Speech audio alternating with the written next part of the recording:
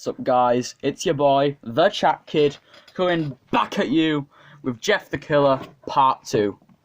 It's probably not going to be as good as the first time. I was actually dead proud about the first time, but like now it's probably not going to be any good. Again, I'm going to use the song "Forgotten" by Repulsive, and we got up to where Jeff tries to reason with his mum that he was the one who beat up the children, that being Randy, Troy, and Keith. I do actually know the story. I'm not dense. Alright, let me just... Alright, we should be good. So let's get it on. I hope this isn't too loud.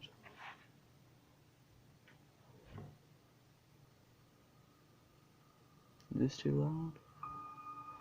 Nah, it's not too loud. I just need to speak a bit louder. Anyways,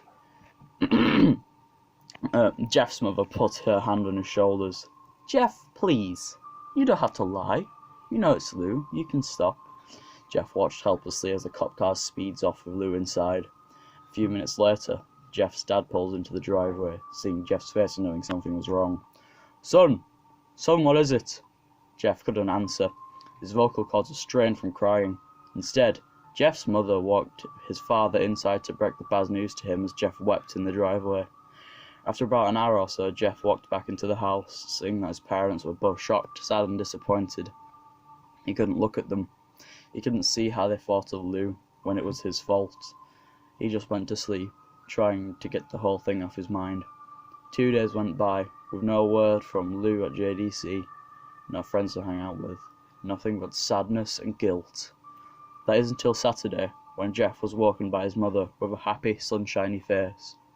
"Jeff, it's the day," she said as she opened up the curtains and let light flood into his room. What's today?" asked Jeff as he stirs awake. "Why, it's Billy's party." He was now fully awake. "Mum, you're joking, right? You don't expect me to go to some kid's party after..." There was a long pause. "Jeff, we both know what happened. I think this party could be the thing that brightens up the past days. Now get dressed." Jeff's mother walked out the room and downstairs to get ready herself. He fought himself to get up. He picked up a random shirt and a pair of jeans and walked downstairs. He saw his mother and father all dressed up, his mother in a dress and his father in a suit. He thought, why would they ever wear such fancy clothes to a kid's party? "Son, is that all you're going to wear?" "Better than wearing too much," he said. His mother pushed down the feeling to yell at him and hid it with a smile. "Now, Jeff, you may be overdressed, but this is how you go if you want to make an impression," said his father. Jeff grunted and went back up to his room. "I don't have any fancy clothes," he yelled downstairs. "Just pick out something," called his mother. He looked around in his closet for what he would call fancy. He found a pair of black dress pants he had for special occasions and an undershirt. He couldn't find a shirt to go with it, though. He looked around and found only striped and patterned shirts, none of which go with dress pants. Finally, he found a white hoodie and put it on. "You're wearing that?" they both said. His mother looked at her watch. No time to change, let's just go," she said as she herded Jeff and his father out the door. They crossed the street over to Barbara and Billy's house. They knocked on the door and at it appeared that Barbara, just like his parents, way overdressed. As they walked inside, all Jeff could see were adults, no kids. "The kids are out in the yard, Jeff.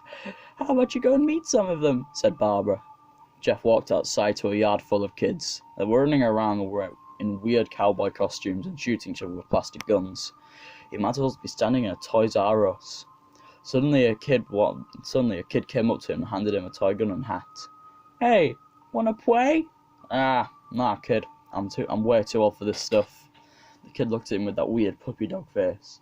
"Please," said the kid. "Fine," said Jeff. He put on the hat and started to pretend to shoot at the kids. At first, he thought it was totally ridiculous. This had to actually have fun. It might have not been super cool, but it was the first time he had done something that took his mind off of Lou. So he played with the kids for a while, until he heard a noise. A weird rolling noise. Then it hit him. Randy, Troy, and Keith all jumped over the fence on their skateboards. Jeff dropped the fake gun and ripped off the hat.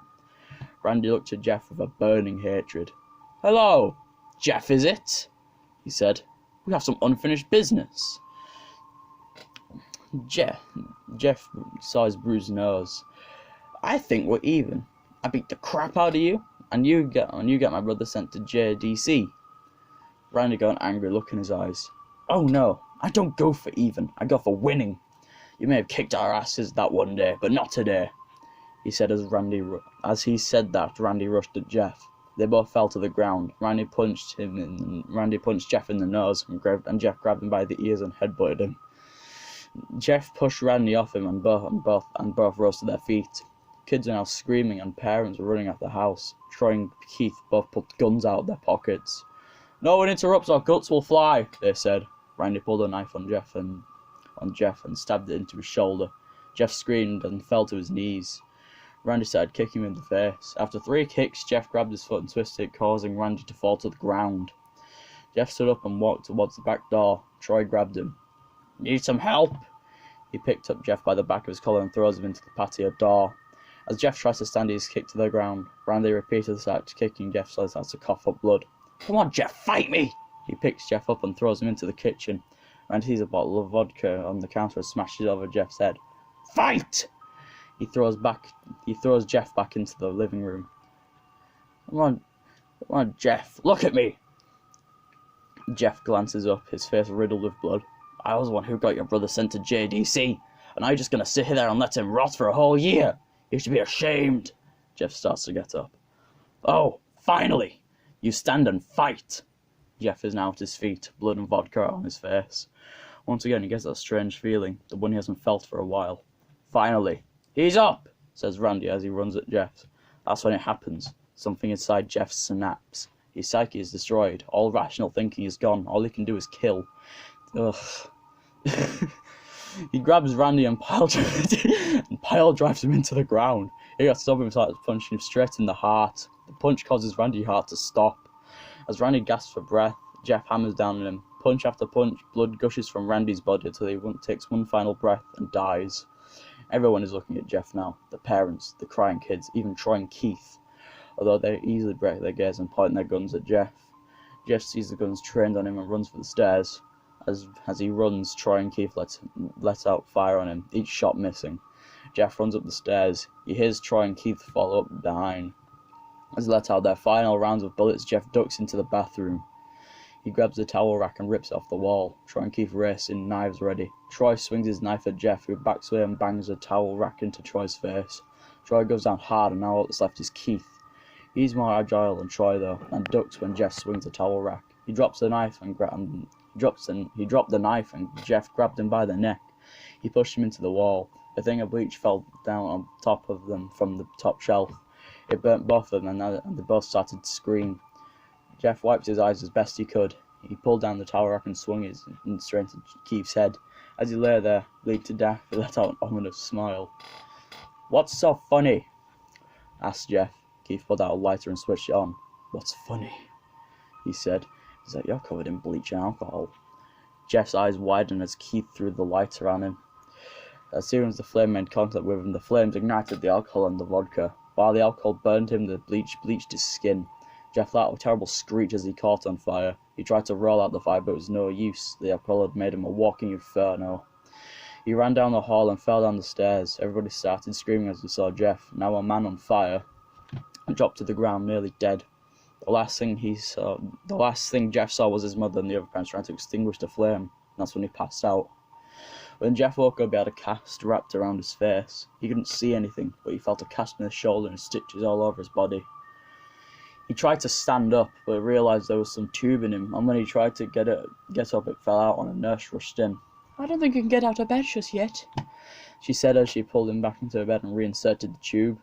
Jeff sat there, with no vision, no idea of what his surroundings were.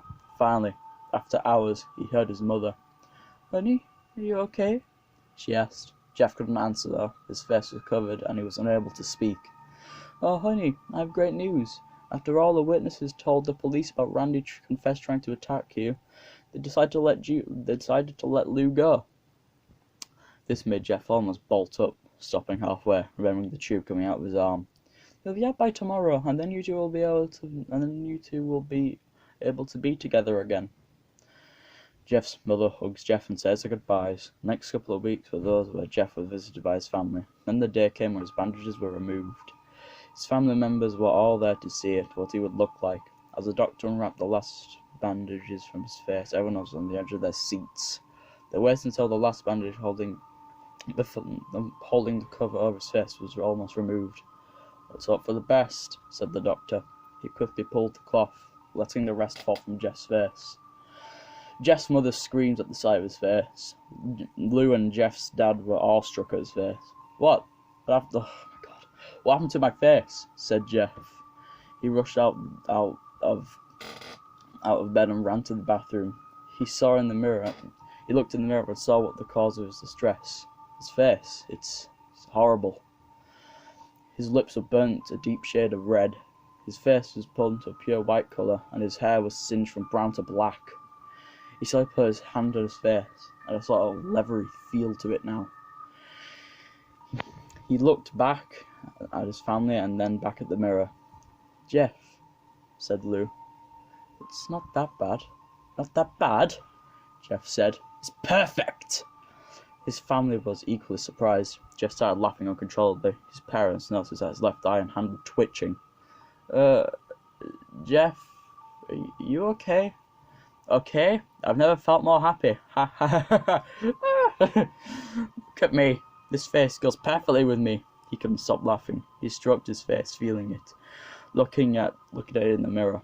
What caused this? Well, you may remember when Jeff was fighting Randy, something in his mind, his sanity, snapped. Now